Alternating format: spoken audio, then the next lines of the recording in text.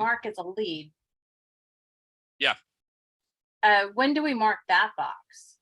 So let's say I put a lease in on Saturday in my database after I met her at the open house, right? I might want to go ahead and check this off as mark her as a lead. And here's why.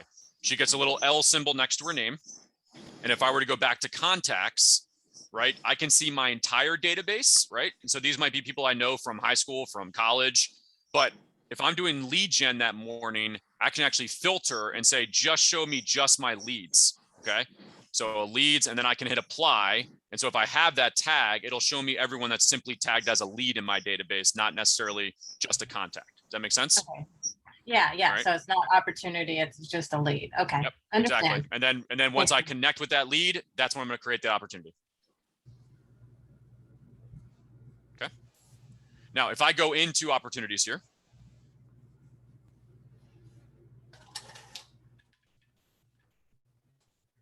click the wrong icon here. And if I go to my buyer section here, now that I've created that opportunity from Elise's contact record, we'll see that I have one number higher over here in Cultivate.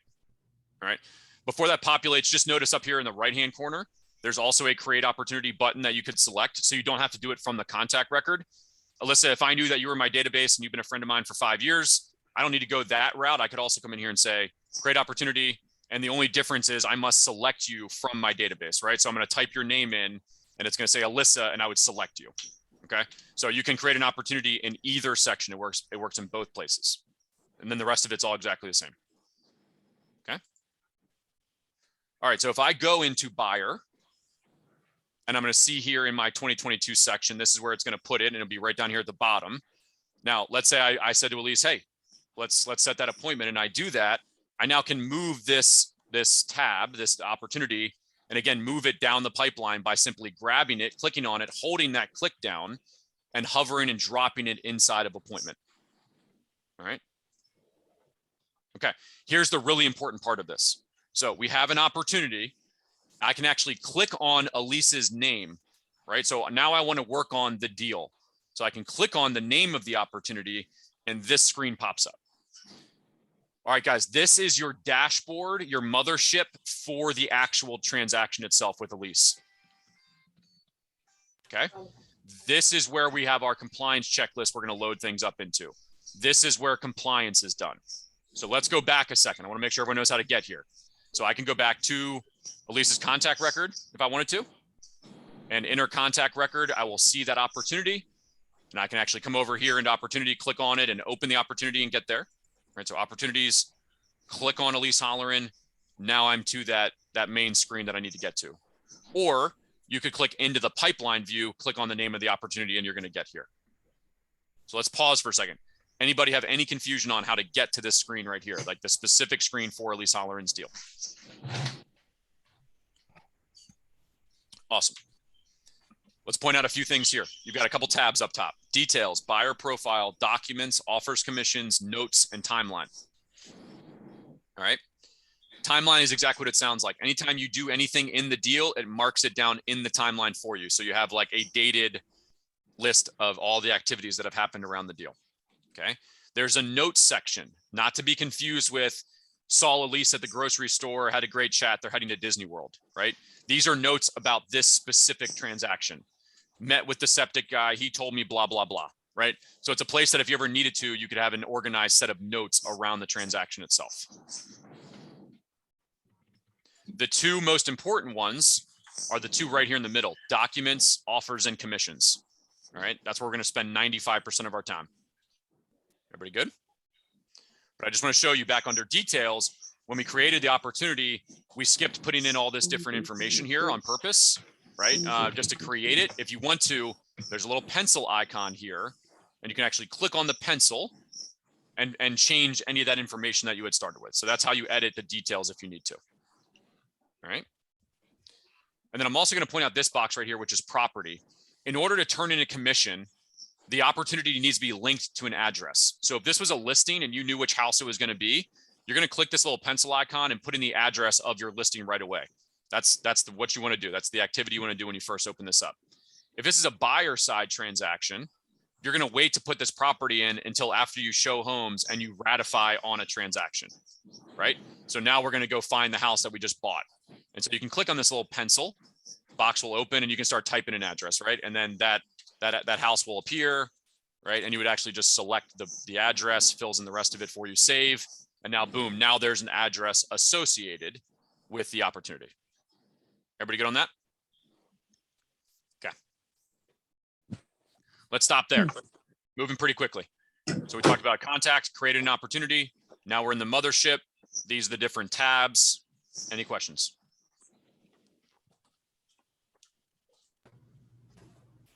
Okay. Up top here, let's go to documents first. So this is where we're going to go. So I meet with Elise. We have a conversation and she says, hey, Kyle, I would like to move forward and sign a buyer agency agreement. Okay. So for a lot of you, you might use DocuSign. DocuSign is the forms provider. I work in Northern Virginia and Richmond, and so I can talk to those markets, but not everybody uses DocuSign. Some of you might use AuthentiSign, and that's because the board that you're a part of has to agree with the forms provider. So some of the boards in Virginia have not signed off on letting DocuSign use the forms, okay? So regardless of that piece of it, it says the very first thing when you click on documents here is to start work with an opportunity, please select a checklist type first, okay? Over here on the left, it's saying pick a checklist type. So we said this was a buyer, and in the market center that I'm in, this can be different for everybody. My options say Virginia, Maryland, and DC. So in Fairfax, we're licensed in those 3 areas. Is this a Virginia buyer, a Maryland buyer, or a Washington, DC buyer? And therefore, right, different forms are needed. So the next thing we're going to see is the forms that I need to turn into my market center. And so that's why you need to pick the correct one. Some of you guys might just see one state if you're only licensed in one state. So I'm going to select Virginia.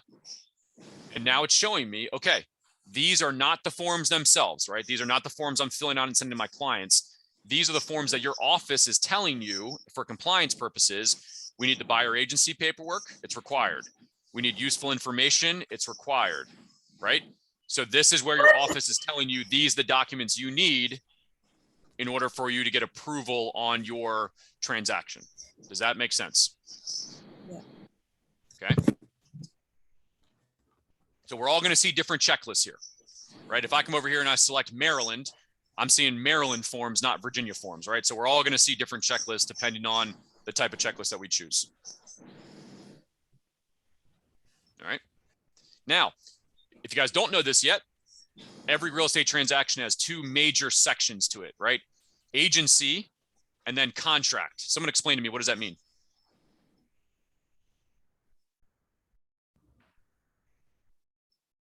Agency agreement. So agency would be the relationship between you and your client.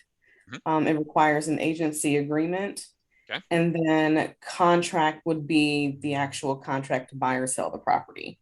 Exactly. So think about that for a second, right? If Alyssa is my seller, we are signing paperwork ahead of time, a listing agreement or a buyer agreement saying, Alyssa, I'm representing you. There's documents that are filled out saying I'm allowed to represent you. Okay. That's agency. Now, I have all that paperwork done saying that I can actually represent her. Now I list her home and we get a purchase contract, and now I negotiate the sale. 2 different sections. So over on the left-hand side here, you'll notice there's a consultation folder, an agency folder, and then an under contract folder.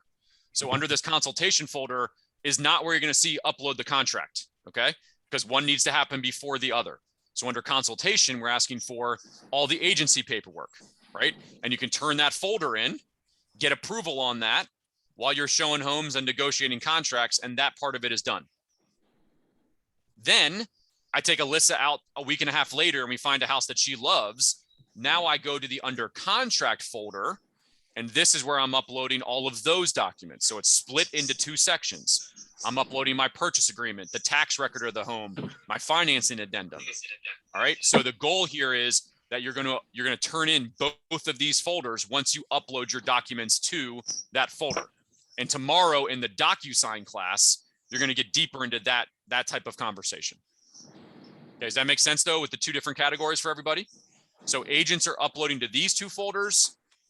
At least in my market center, you're never uploading to closed. This is where the market center is uploading your commission disbursement, right? So you are not touching closed, you're only touching the top 2. Okay, make sense?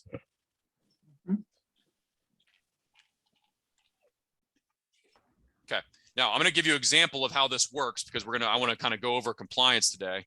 But I'm going to skip actually going and getting buyer agency paperwork out of DocuSign because that's what tomorrow's class is. All right.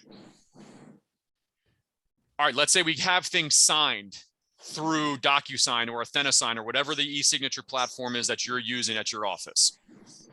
The next thing I need to do is turn them into my office. So my broker can check them and I get an approval. All right. So if you have a link transaction in DocuSign, you can either suck them in from DocuSign, and again, they'll show that to you tomorrow, or right here it says, okay, purchase agreement. Let's go back to the agency folder here. Buyer agency paperwork. Let's say I have it signed and I downloaded it to my computer. So notice right here it says drop your files, and I can click on this and I can go into my computer and say, hey, you know what? This is my buyer agency document signed, and I can upload it into this section here. See how it just uploaded in, and now I've got an attached document there. Check. I got that one done. Okay. Useful information. I've got that one signed by my client. Let's say it's this document and I upload that one. Perfect. Got it done there. Okay. Follow that process all the way through for all your documents. Does that make sense? Now in some offices, guys, this depends on your compliance coordinator. If you have one full document of 42 pages and it's got all of these different things, and the offices that I manage, we allowed you to upload just that one folder. The downside of doing that is if anything is wrong in that 40 pages or all of those different things, we have to return the entire file. So I see value in breaking it down into single PDFs. And that way, when you turn it in, if this is good, you can get an approval rejected. And so you just have to go fix that one thing if there's something you have to go fix when you do your compliance review. All right. Everybody see how we upload documents into the checklist? Any questions on that? All right. Notice once I go ahead and I add in those documents, up top here it says submit to MC. Everybody see that? And so you don't need to wait for the purchase contract. You want to submit these when you finish the folder. So I've uploaded all my buyer agency paperwork. I'm now going to submit that to the market center, and it'll say, are you sure you want to submit this for a review from your office? I'll say submit. And notice over here now under consultation, I have the tag submitted.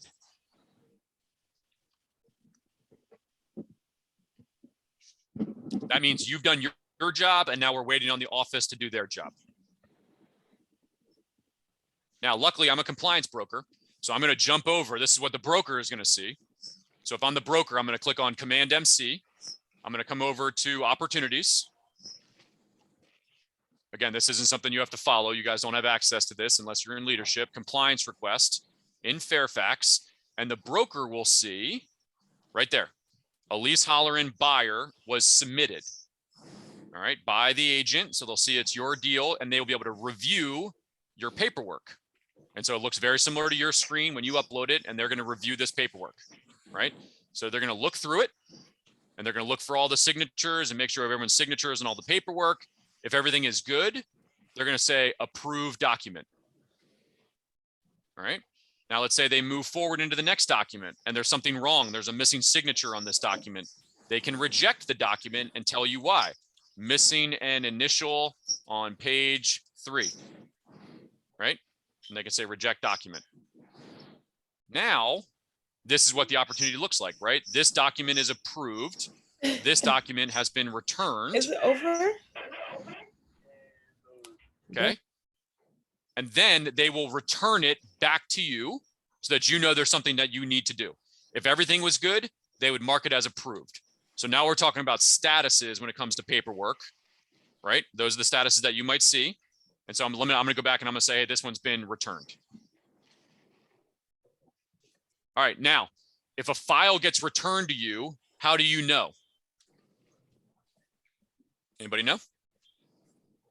So if your office sends back paperwork or either approves it or rejects it, how do you get notified of that action? You get notified on the app, on the KW app. Yep. So if you have the KW Command app downloaded, you can actually get a push notification on your phone that pops up and says 404 Dale Road, Elise Holleran has been approved. And I go, whew, good to go. Nothing I need to do. If you're on your computer, other than the app, you're also going to see this little bell icon in the upper right-hand corner. Up here, the Zoom screen might be over it for some of you. And if I click on that little bell icon, it says Elise Holleran compliance has been returned a few seconds ago. So I'm getting a notification there as well. Now check this out. I can just click on the notification. It'll take me right back into the document section of the opportunity. So I don't have to navigate opportunities, Elise Holleran, documents, right? Click on that and it takes you right back in here so you can see what's going on. So now I'm back in the agent view, okay? And I'm seeing that this one got approved. This one was returned because I was missing an initial. I can come in here and I can get that corrected.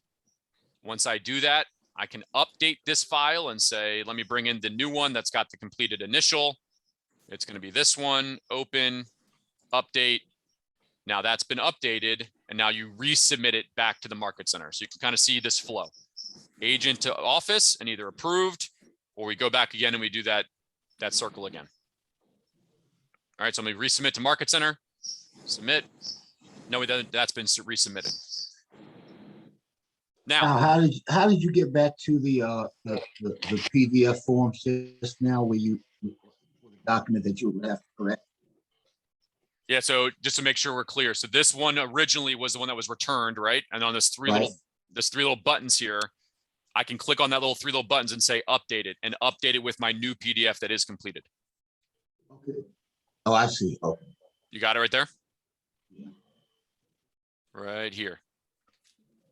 All right, so now I've resubmitted it. Now, let's say I went out with Elise. We found a house. We wrote a contract this weekend, and now I've got a purchase agreement. Okay. You don't need to wait until this is approved to upload these documents, right? You can do it all at the same time. So just again, for sake of the class here today, I'm going to say, let's bring in that ratified contract. Let's say it's this one. And then my tax record is going to be this one here. Now, here's a quick question for you guys. Where do you go get a tax record from? Courthouse. For Really? most of you in your MLS system, there's a public tax record search in your MLS system, right? So that's the easiest place to go. You can just go to your MLS, search, usually it says public records, type in the address and you get the tax record. You can download that tax record right from there. Super easy, right? Then I'm uploading that tax record into here so the broker can see all the data and information is aligned with what the tax record says, right? And that's so when I'm looking at a tax record, I'm looking for year built so I can figure out whether lead-based paint is required. Does that make sense? And so I think for almost all of us, that tax record is going to be a required document. So I upload those required docs. All right, and let's just upload this one, right? Let's say those are all the purchase agreement documents I need to submit. I'm now submitting that folder. All right, so once you do this, guys, once or twice, this becomes super logical and very easy to do. Okay, so now as the agent, you're going, okay, great. I turned in all of my compliance. All right, and now I'm waiting on the office. So I'm going to jump over really quickly. Let's say I want you to see what it looks like when everything is good to go, because I kind of showed you what it looks like when something is returned. So I'll come in here and go to Fairfax, compliance, come down here to the bottom, review. And let's say they're good with everything. Let's say they approve this folder, right? And then they come down to under contract and they approve this folder, right? Now, when I go back to the agent side of commands, you guys will have a notice very quickly that says, or on your mobile app, Elise buyer has been approved. And now okay, that part of it is done. I've done my job turning in my documents to the office and I've got a compliance green check off basically, right? So do you see how it says approved and approved right here? That is the ultimate goal that we're trying to achieve. So in my offices, a check cannot be released and paid to an agent until both of those folders say approved next to it. And this happens every day. People call and go, I need my check, right? I get it. And the office is required to have all the compliance documents in before we release that check. So if I'm you, the moment I get that paperwork done, just knock this off your checklist and just be done with it. Don't wait until the day before closing to upload all your compliance. Because if there's an issue, you've got to go back and fix something. Just make it part of the checklist and the process that you're supposed to be doing upfront. All right. Questions about how to get to this ultimate goal of approved.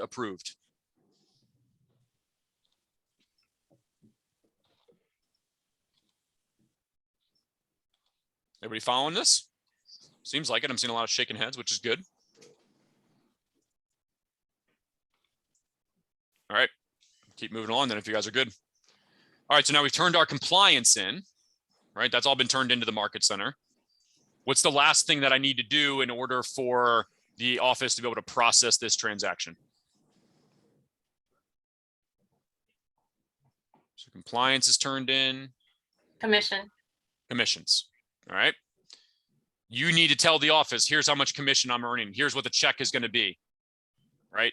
Was there any sort of broker credit that had to be given? So like your job is to tell your market center via the commissions tab, here's what the check's going to look like, and here's the breakdown of the check needs to be, right? Okay, so now we're at documents. The next tab over is offers and commissions. This is fairly logical. So we're going to click on offers and commissions. And here it says offer timeline. There's no offer. So the process of creating a commission is the first thing you're going to do is you're going to put in an offer. All right, so I might call this initial offer, or if I've already ratified the deal, I'm going to call it ratified offer. So I'm putting in details around that contract. When was the offer date? It was on 7/11. It was on Monday. What's the close date of this contract? It's August 12th. What's the property address? 404 Powder Mill Road. Okay. So there's 4 sections of putting in the terms of the contract that you ratified for your client Elise.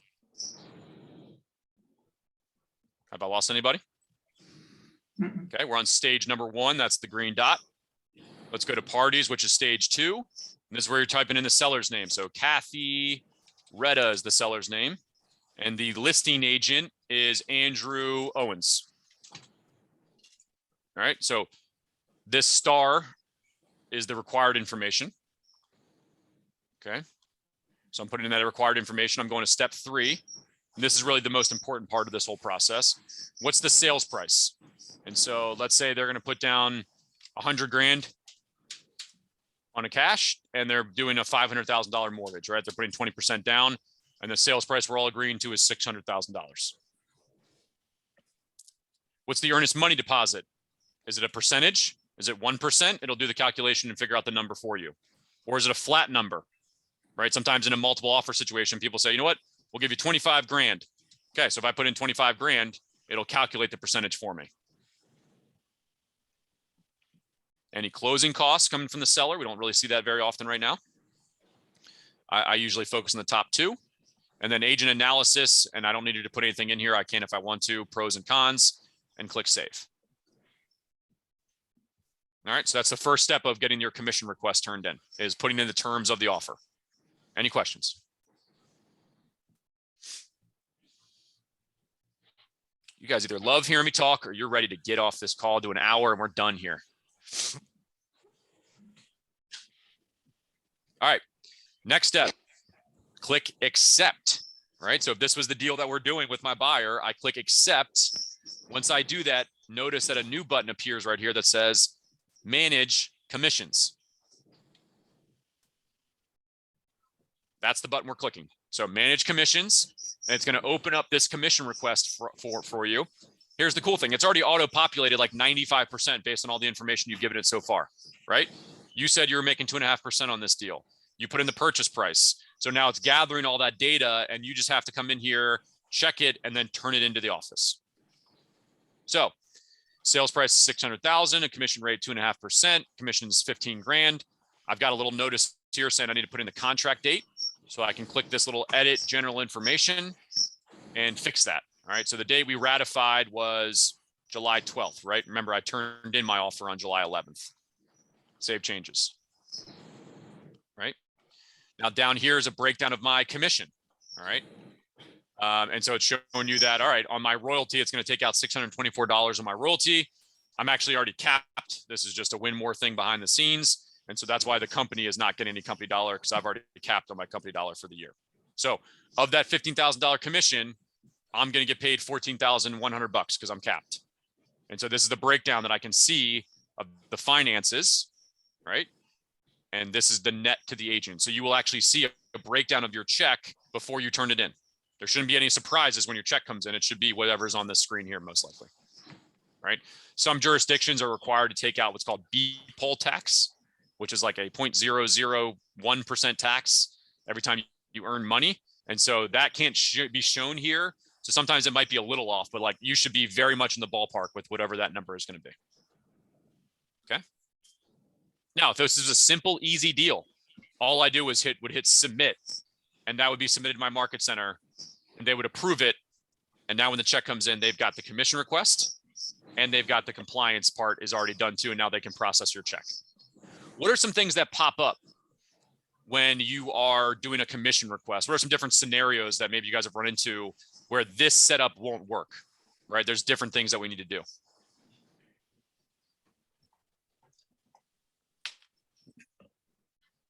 What about a referral?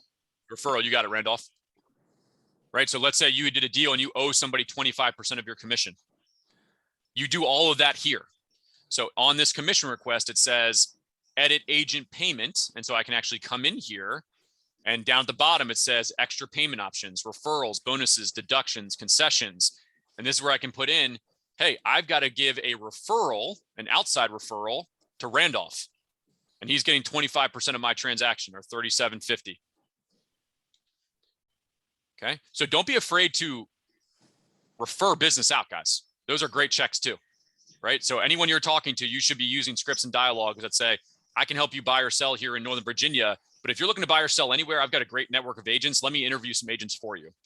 Because if you can collect 25% on these separate transactions, I've got a goal on how much money I make yearly on referrals. That's real money, so don't forget about it. All right, so to Randolph's point, if I owed him that 25%, I can put in his broker name and the information for his broker so we know where to mail the check, and I can add that referral here and it would be deducted off of my check. Does your referral have to be a KW agent in another state? No, it can be to anyone who's licensed in any state at any company. Thank you. Now, remember, we don't pay directly to each other. So I'm not paying you, Marie. I'm paying Keller Williams Lynchburg. But I can pay Remax Florida. And as long as someone that is licensed with Remax Florida is hanging their license there, Remax Florida can pay that agent then that referral fee. That's the way it works. Okay. Thank you. Good question. All right. So that's referrals. Let's say you were going out of town, like I'm going on vacation on Saturday, and I say, hey, Ashley, can you help me out and show up to inspections? And I'm going to pay you 10% of the transaction. Right. So maybe an agent inside your office is assisting you, and you guys made a business relationship that you had coverage, right? And if that's the case, and that's what you guys decided to do, notice here it says, hey, let's add another agent. Okay, and I can actually come in here. So this is not an outside referral. This would be people that are in my market center. I could come in here and I could say, hey, Jesse in my office, help me. And she's going to get $3,000 of that commission, right? And I can hit now save changes. And now it's going to change it. And it's going to say, okay, Kyle's going to get 14.1 and Jesse's going to get 3. So my number just potentially dropped. And I didn't actually change the number. So that's why it's not showing up properly. But you guys get the point. And now it's showing Kyle gets X and Jesse gets Y. Make sense? So your MCA, your tech trainer, if there's any specific questions about like when you have a transaction, you're like, this is a weird one because there's all different scenarios that pop up, right? Ask them and they can help you get this commission request done. Right. And then again, whenever you're finished and it looks correct. So in this case, let me just say I'm going to delete Jessie. Let's say I remove her. I can then go ahead and hit submit. It's submitted to my market center. And again, now that check gets there.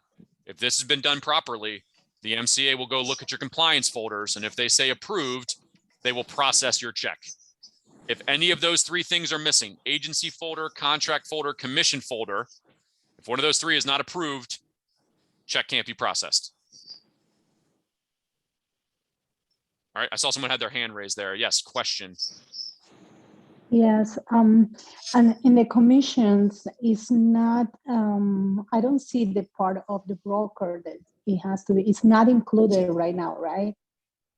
What's that? Say that again? It's not, the part of the broker is not in there.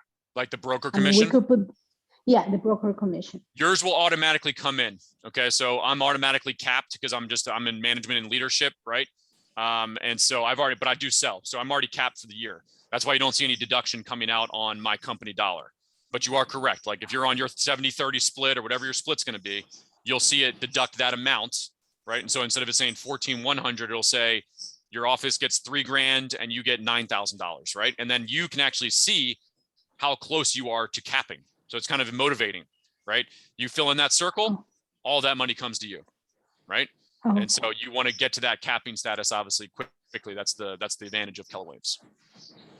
okay, thank you. Okay, good question. Questions on commissions?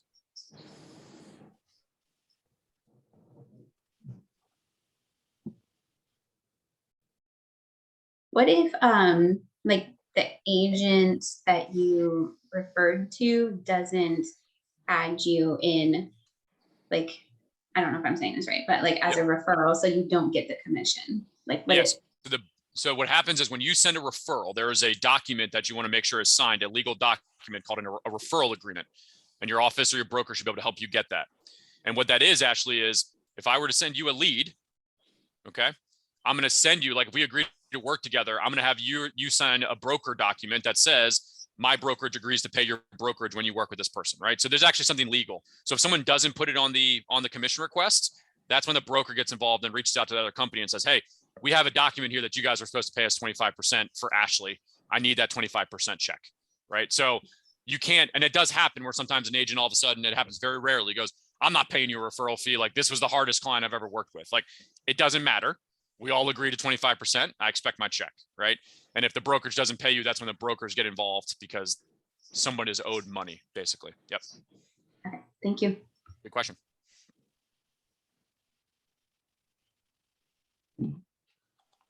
Anything else on that topic? All right, I'm gonna show you guys one more thing, and that's my agenda for the day. I thought we'd have a lot more questions. I'm gonna go back for a second. All right, so we're in the opportunity. I just want to show you how we're gonna kind of finish this out. So I go back here to buyer appointment. Remember, what I would be doing throughout the process here is actually moving this contract forward. So let's say I work with Elise and we're out looking for homes. She's gonna be inactive, right? And then I'm gonna move her to under contract once we get that under contract. Here's the cool part about this, which is you can actually put in your contract to close checklist as you move this throughout the transaction, right? So we just made it look very easy from going under contract to getting paid, right? That's about as easy as it goes. In between that process in real life, you're scheduling inspections, you're turning in things, you're coordinating with title companies, you're working with mortgage companies, et cetera, right? So in this pipeline view, you can actually add a checklist, and on each transaction, you can see, have I done all the tasks that I need to do for that deal? So for Elise, I can actually click on this little section here. Did I collect the EMD? Did I submit my paperwork to the office? Did I submit my paperwork to title? Did I schedule my home inspection, right? And so not only is this a way to watch your deal, it's also a way to kind of manage your deal as it goes throughout that process of from appointment all the way through the closing, okay? And then the last thing here is when you look at this pipeline view, guys, whenever it gets to closed, it'll sit there until the end of the month, right? So I close, and that way it shows up that I closed a deal in July, all right? At the end of the month, the pipeline clears out that closed. So next month in August, you have a clear screenshot of how many deals have actually closed in August, all right? When that deal comes out of your pipeline, it's never gone. You can always access it and get all the documents, anything you stored in there, look at your compliance folder, et cetera. And you can do that by going up here to all opportunities. And you can actually filter by contact or by date, and you'll always have all of your opportunities here. All right. So even when it comes out of the pipeline, because it's no longer in that status, you'll be able to come back and say, hey, let me go back into Marla Muha, open up her deal. She asked me if I had a copy of that closing disclosure that she wanted. And I can always come back in here and download, okay, that closing disclosure, even if this closing happened 3 years ago, right? So it's just a storage area, and all this stuff will continue to be saved in here forever. There's no time limit on when that documentation and that opportunity is going to go away. Okay.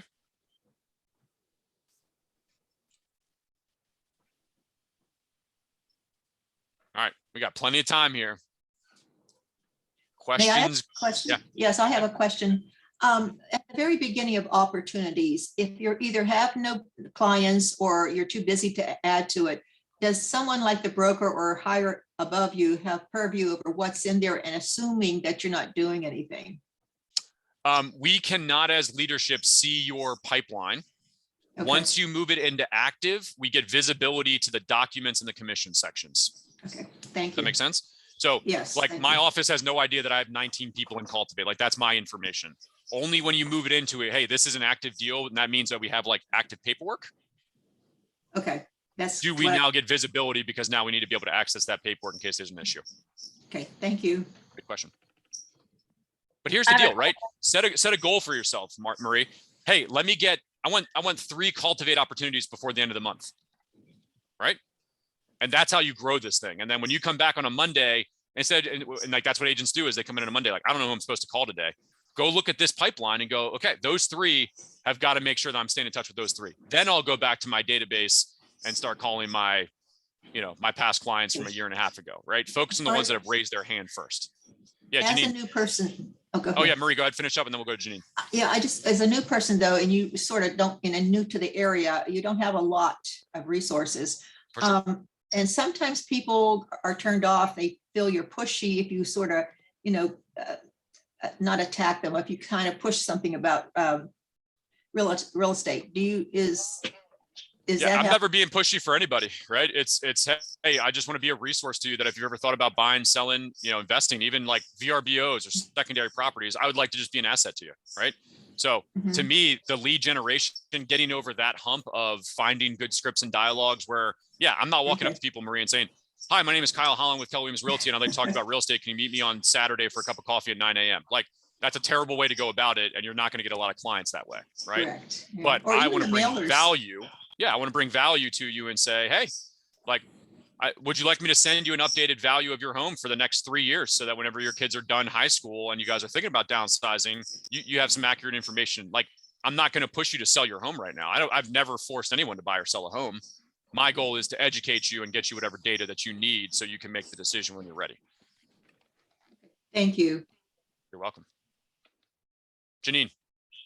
Okay, so when you have a listing, say you create an opportunity for a listing, okay? Next you get the contract. Do you create an opportunity for the contract, or is the listing have 2 segments in there where you have the agency, the listing, and the contract? Very good question. Let's look at a listing opportunity. It's the same thing. So under documents, you're going to have your listed, which is your agency documents. Okay. Your listing agency, blah, blah, blah.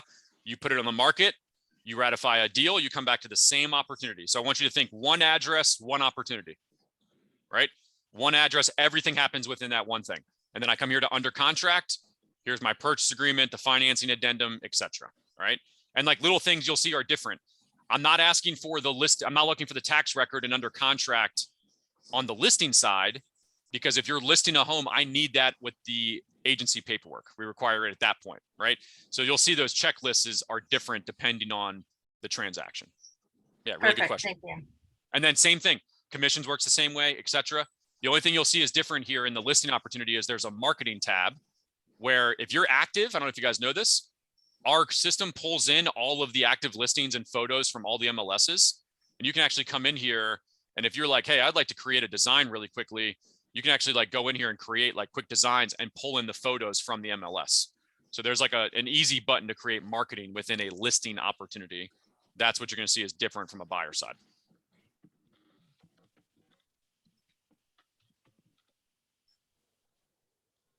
Here's the deal. Knowing these things at a high level is going to give you a lot of confidence, because I found that as a new agent, when people said, hey, I want to go look at a home, I froze when I was like, I don't know if I know how to open a lockbox, or I don't know what paperwork I need to get, right? Like those are the things right now, guys, that are your big rocks that you've got to spend time learning and get it done as fast as possible, and then get into transactions.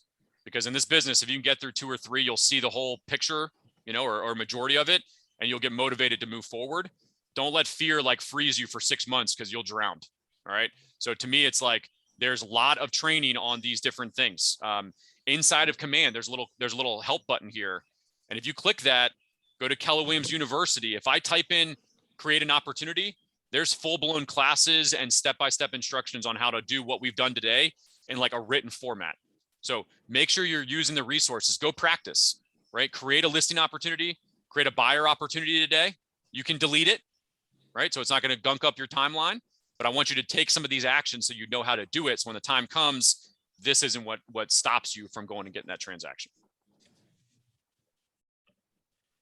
Hey, I I have a have a question. question. Go ahead. Oh, sorry.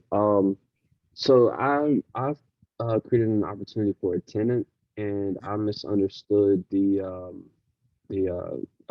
commission structure or whatever. How like I went back and tried to change it, but it didn't change under the commission tab. Okay. Did you already submit the commission, Andrew? No, You didn't. no, I just filled it out under the details tab. Gotcha. All right. And then, so you haven't hit like submit to Market Center. No. Okay. So are you able to change the numbers of like what the commission number is? Like, if it's $1,500, you're saying you need to change that commission number? Yeah, so I changed it under the details tab, and then I went into the commissions tab update. Gotcha. So just go into your commissions. Like, I don't know if I have an opportunity here for leases.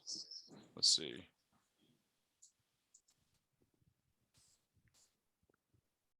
And I can always try to help you offline on this one, like if there's a particular question, but just like in this one, you should be able to go forward into offers and commissions, right? And hit manage commission.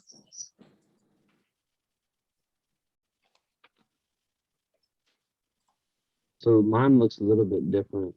Why don't you hang on at the end of the call here, Andrew, and we'll look at it together. I'll have you share the screen. I'll help you out. Okay, awesome. All right. Thank you. Sure. So I had a question about the checklists under each step. Yep. Is it just one big long list, or do the steps change as you're moving your client through the process? Yeah, really good question. Let's say you want to work on what do you need to do to get ready for an appointment? Let's use that as the example. Okay. So I'm in a listing and I'm in the appointment phase here. Up top, there's an edit stages button. You see that, Alyssa? Yep. If you click on that, it is broken down into each board, right? Mhm. So right here, I've got scheduled appointments, and this is my checklist 0 of 6. This is your generic list that you're using. And you can always add more to this as you go, right? So this is where you actually create the list. So it's for each board. And this is where you guys start with like a generic name for each one of those boards. You can actually click the edit button and change the name of it, right? So like under cultivate, it says warm or like nurture, warm, hot. I don't know what that means, right? So for me, I like my boards to say 2022, 2021. So you can change the name of those boards and reorder, and then you create your checklist underneath each one of those boards.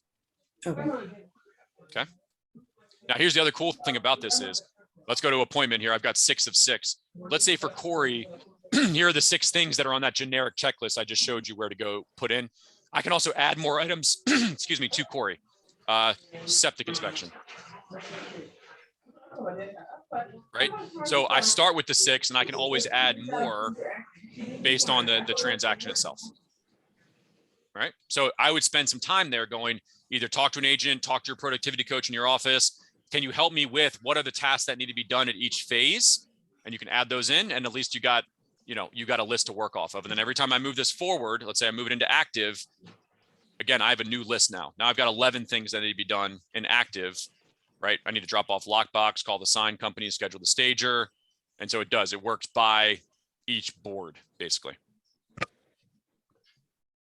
Good question. Got it. Thank you. Sure. Kathy, did you have a question? I thought I saw you raise your hand a minute ago. Yeah, I had a question about referrals. If you do the referrals through the Keller Williams referral network, where you send the referral request and they accept, you still want to do that separate brokerage agreement. Yeah, so there's debate on this, depends on your broker. I don't accept that as a legal document. Got it. I Thank you. do that as like terms have been agreed to. I still want to see the one piece of paper legally signed by everybody. So in Ashley's case, someone's arguing, I've got a signed document from the broker agreeing to the price. Yep. Thanks. Good question.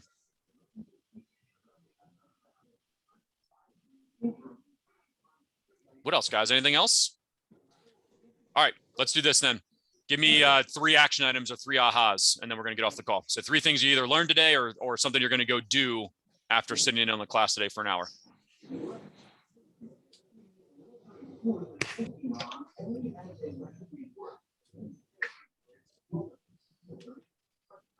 This is going to be awkward. I'm just going to practice some of what you taught today. I think you did a great job, very thorough. Want to try and. Agreed. Good. Go create a fake opportunity at a minimum. Okay. Put your mom into your database or your sister, right? Whoever it's going to be, create an opportunity, go through the process of moving the tile along, look at the tabs we looked at.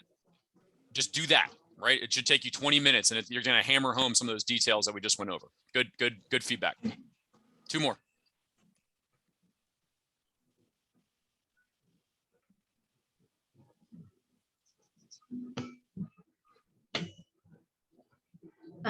Learned that you can find the public tax records in MLS.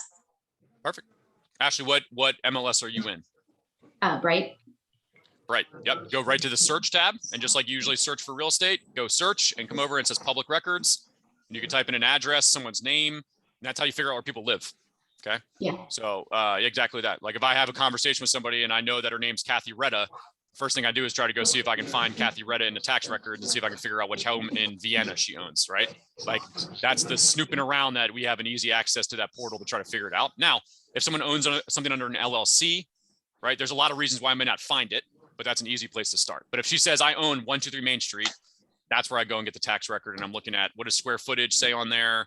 What is right? And I'm trying to see, are there any discrepancies over what someone else is telling me and what the tax record says? Good one. I have a question. Yes, sir. Okay, my question is, based on what you know now and your experiences and all, as a new agent or an agent that's restarting, what would be what would be 3 major points that you would say action items that should be done right away? Yeah, number one is having conversations with people. Okay. The more that you convince yourself that you're going to learn everything before you go have conversations, to me is the first failure of a real estate agent, right? You know more than most people out there that you can work with. You went and got a license, you're going through the process. So take that for what it's worth. You also have all associated with a brokerage that has all the training, all the technology, all the support that you need, right? To the point where I'm going to give you guys my email. And even if we're not associated with each other, if you had an issue, you would email me. I promise you, I'll help you figure it out. Okay. So to me, it's, you got to go have conversations. The worst thing to do is just sit and not take action. The second thing is you got to build your database and figure out a number, have a goal. 5 people a week I'm going to add to that database. I understand. When I first started selling real estate, I knew nobody, but I used that as an advantage that I could call in anybody. Like no one knew who I was, right? No one knew my family. And so I had to go figure it out, but that allowed me to go out there and kind of fake it until I made it. And that was what it was, right? Here was one of the things I did as a new agent. I just went to other businesses and said, hi, my name is Kyle Holler and I'm a realtor. And I'm holding an open house this weekend for people that are moving into this area. Do you have a coupon or a flyer about your business that I could promote to those potential buyers? Right? That's a script, right? And that's different from me walking up to somebody and saying, hi, do you know anyone looking to buy, sell, or invest in real estate, right? That's the hard push that Marie was talking about a minute ago. But if someone walked up to you and said, hey, I'm in the storage business and I want to get some cards of a real estate agent, would you be like digging into your pocket looking for your cards as fast as possible, right? So take that logic and reverse it. These conversations don't need to be awkward and they don't need to be sales forward. You can go and try to provide value to other businesses to meet people. And that's where my first deals came from. The very first time I did that, I got a listing for the girl who worked at Bed Bath & Beyond. Right. And then I met a guy at a storage locker facility who ended up getting me like 7 deals a year. And it was because I walked in there and said, do you have any flyers or do you guys have any deals going on right now? I'd love to promote your storage facility because I have people that I might be moving in around the corner. Right. So figure out a way to get in conversation. It doesn't always need to be awkward.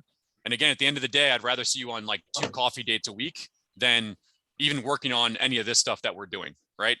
Don't be convinced that this is the starting point. Like, contacts to me is the starting point, and you got to figure out a way to make it comfortable for you to get them. Okay. Good advice. Thanks. You're welcome. And also, guys, don't go and chase what everyone else is doing. You've got to come down to, hey, the way that I am and the way that I operate, I've got to find 2 or 3 lead generation things that I do really well, because that's a curse of this business. Is every time you get on a call, you're going to hear another lead gen idea like I just gave you of walking around and talking to businesses, right? And then what happens is you do them all kind of like haphazardly, right? You never really get really good at anything. So that's the other thing I would say is pick a few things and give it 90 days and go all in on learning how to do those skills. And don't jump every 3 days to a different lead gen idea, because they'll never work if you do it that way. That'd be my other piece of advice. Okay. But practice. Most people don't practice. Set up searches for your sister on the MLS. Have her like properties. Go look at them and see if you can see them, right? Go schedule to go do a showing. Go use your lockbox key. Like once all those things are done and you're over the fear of I'm going to screw up actually in front of somebody, the conversations become much easier because whether you realize it or not, subconsciously you're avoiding transactions because you don't think you have the skills to actually show up and do it. That's the reality of the situation.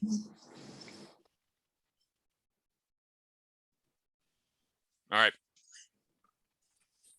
Very good. Appreciate it, guys. I'm going to put my email in the chat. If you guys have any questions, let me know, and then come back tomorrow for that last one of DocuSign.